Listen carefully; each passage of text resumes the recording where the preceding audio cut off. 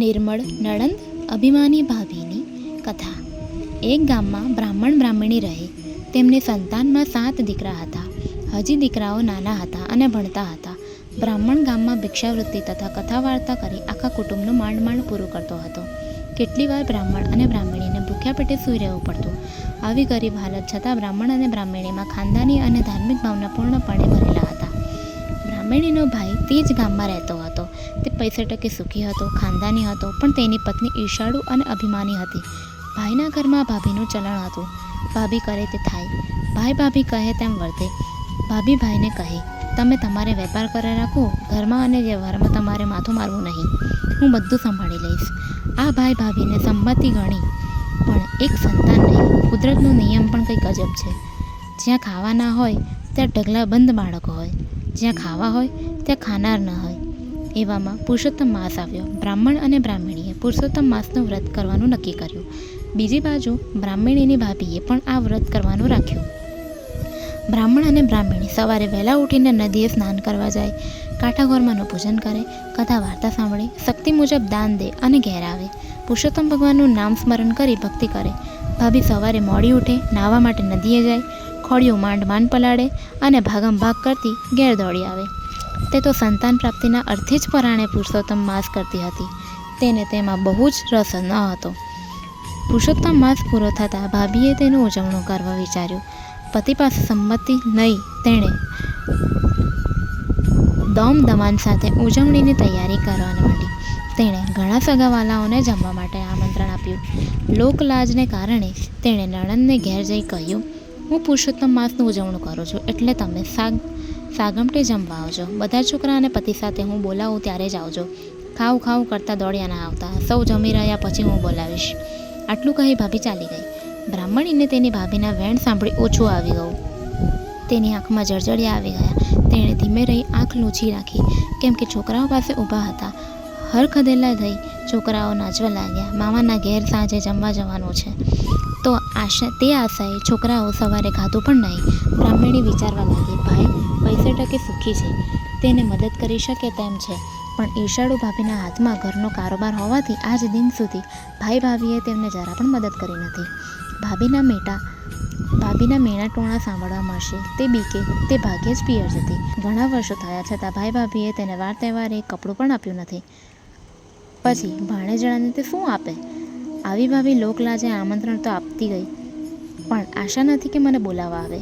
સાંજ પડી. સગાવાલાઓ બધા બનીઠાની તૈયાર થઈ જમવા જવા લાગ્યા. બ્રાહ્મણીના બાળકો પણ માને કહે, માં અમને બધાને તૈયાર કર, અને તું અને મારા પિતા પણ તૈયાર થઈ જાઓ. આપણે બધાએ આજે મામાને ત્યાં જમવા જવાનું છે, તો મોડું થઈ જશે. સવારના ભૂખ્યા છોકરાઓને બ્રાહ્મણી માંડ માંડ સમજાવીને શાંત રાખતી. આપણે તો ઘરના માણસ, સૌ જમી લે પછી જઈએ તો જ શોભે. હમણાં તમારી મામી તમને બોલાવવા આવશે, પછી આપણે જઈશું. આમ કરતાં દિવસ આથમી ગયો. બધા જમી જમીને પાછા ફરવા લાગ્યા, પણ મામાના ઘરેથી કોઈ તેડવા ન આવ્યું. છોકરાઓ ધમ પછડા કરતાં સૂઈ ગયા. ત્યારે બ્રાહ્મણીનો જીવ કકડાવા લાગ્યો. હું કેવી અભાગણી કે મારા ભાઈને ત્યાં આખું ગામ જમ્યું, જ્યારે મારા છોકરાઓ ભૂખ્યા રહ્યા. છોકરાઓ સવારે પૂછશે તો હું તેમને શું જવાબ આપીશ?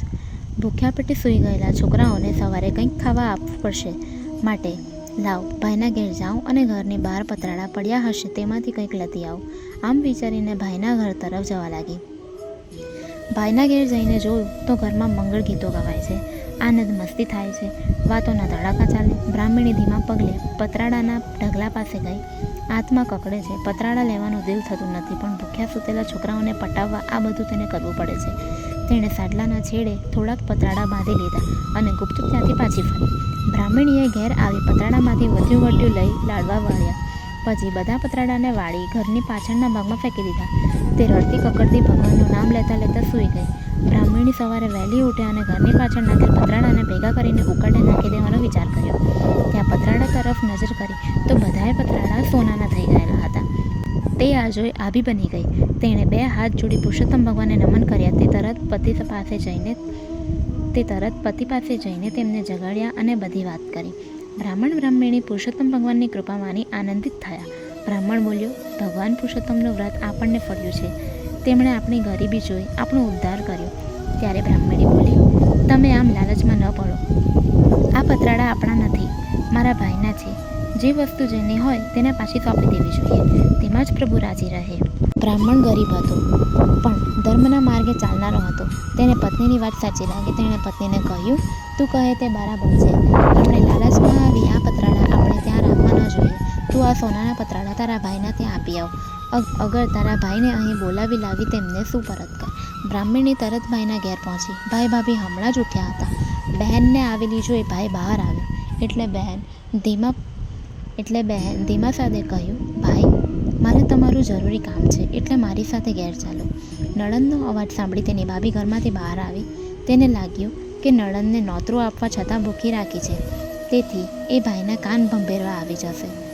આથી ઉતાવળા અવાજે તે બોલી, નણંદબા, તમે ગઈકાલે રાતે તો બધા ભરપેટ જમી ગયા છો, છતાંય અત્યારે મીઠાઈ માંગવા દોડી આવ્યા. તમને શરમ નથી આવતી? ભાભીના વેણ સાંભળી બ્રાહ્મણીની આંખમાં જળહળિયા આવી ગયા. દીધા નોતરે ભાણેજડા ભૂખ્યા રહ્યા એ વાતનું દુઃખ તો હતું જ, તેમાં ઉપરથી આવું બોલીને ભાભી દામ દઈ રહી હતી. કહેવા માટે જીભ તો સળવળી, પણ વાત સાંભળી ભાઈનું દિલ દુભાશે તે વિચારી મૌન રહી. ભાઈ બોલ્યો, કાલે તમે જમવા આવ્યા હતા, છતાં મને મળ્યા નહીં. મારે તને કાપડું આપવાનું હતું. આમ છતાં બ્રાહ્મણી કંઈ બોલી નહીં અને ભાઈને લઈને પોતાને ઘેર આવી અને સોનાના પતરાળા તેની સન્મુખ મૂકી બોલી, ભાઈ, આ સોનાના પતરાળા તમારા છે, તમે લઈ જાઓ. આ પતરાળા ઉપર અમારો અધિકાર નથી. ભાઈ આ સોનાના પતરાળા અને બહેનની વાત સાંભળી નવાઈ લાગ્યો.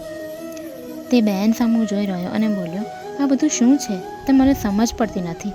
તું મને વિગતથી સમજાવ એટલે કંઈ સમજ પડે.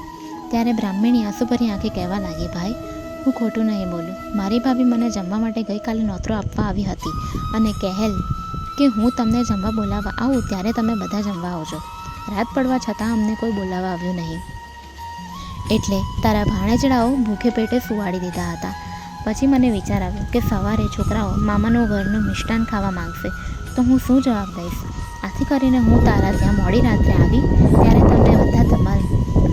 તમે બધા ધમાલમાં હતા, તેથી મારા ઉપર નજર ન પડી. બહાર પતરાળાનો ઢગલો પડ્યો હતો, એમાંથી હું થોડાક પતરાળા હું ઘેર લઈ આવી. વધ્યા ઘટ્યાના લાડવા વાળ્યા અને તે પતરાળા ઘરની પાછળના ભાગે નાખી દીધા. સવારે વહેલી ઉઠીને તે પતરાળા ઉકળે નાખવા લઈ જવા હું ઘરની પાછળ ગઈ અને તે ઉપાડવા જાઉં છું તો તે બધા સોનાના પતરાળા દેખાયા. મેં તારા બનેવીને આ વાત કરી અને અમે બંનેએ નક્કી કર્યું કે આ પતરાળા તારા હોવાથી આ ઉપર તારો અધિકાર છે, જેથી હું આ બધા પતરાળા તને આપવા માટે અહીં તેડી લાવી છું. બહેનની આ વાત સાંભળી ભાઈની આંખોમાંથી આંસુની ધારા વહેવા લાગી. એ હતા દુઃખના આંસુ. ગામ તેને ત્યાં જમી ગયું અને વાવા બોલાવી ગયું.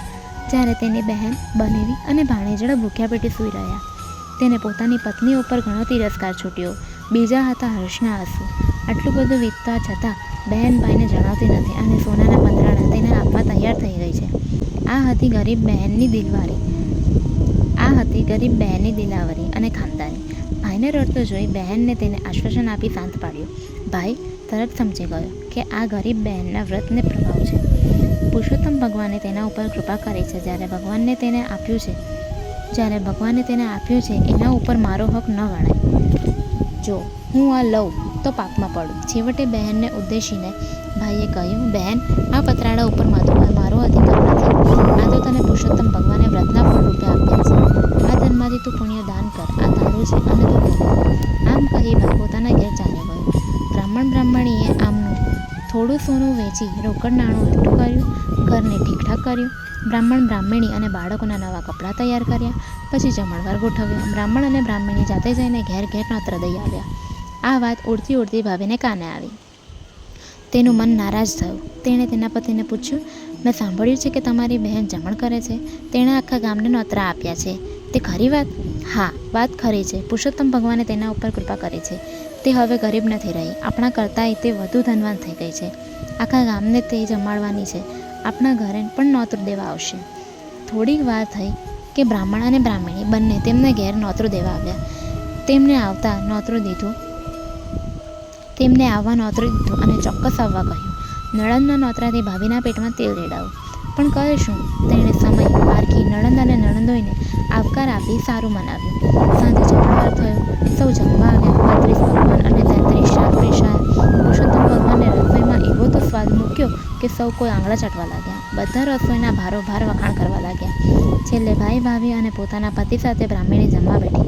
સૌથી મોટો ભાણિયો લાડુ લઈને પીરસવા નીકળ્યો. તેણે બધાને ઘીથી લચપચતા લાડુ મૂક્યા અને મામીની થાળીમાં સોનાનો લાડુ મૂક્યો. સોનાનો લાડુ જોઈ મામી બોલી, ભાણેજડા, આ વળી તે મને શું પીરસ્યું? સોનાનો લાડુ ખવાતો હશે? તુંય ખરો છે. ત્યારે ભાણેજ ઠાવકું મોં રાખી બોલ્યો, મામી, અમે રહ્યા ગરીબ, તમે શોભો તેવું પીરસ્યું છે, માટે પ્રેમથી જમો. તમારા ઘેર અમે જમવા આવ્યા ત્યારે તમે અમારી ઘણી સરભરા કરી હતી. એવી સરભરા અમારાથી નહીં થઈ શકે. આ તો ફૂલ નહીં અને ફૂલની પાકડી. ભાણેજનો ટોણો મામી તરત સમજી ગઈ. તેનો ફોટપનો પાર ન રહ્યો. એની આંખો ઉઘડી ગઈ. તેની આંખમાંથી અનાયાસે આંસુ સરી પડ્યા. તેણે ઘણો પસ્તાવો થયો. તેણે ઊભી થઈને નણંદની માફી માંગી. નણંદે તેને માફ કરી. આ રીતે પુરુષોત્તમ માસનું વ્રત કરવાથી ગરીબ બ્રાહ્મણનો ઉદ્ધાર થઈ ગયો અને તે સુખ શાંતિથી પોતાના પરિવાર સાથે રહેવા લાગી.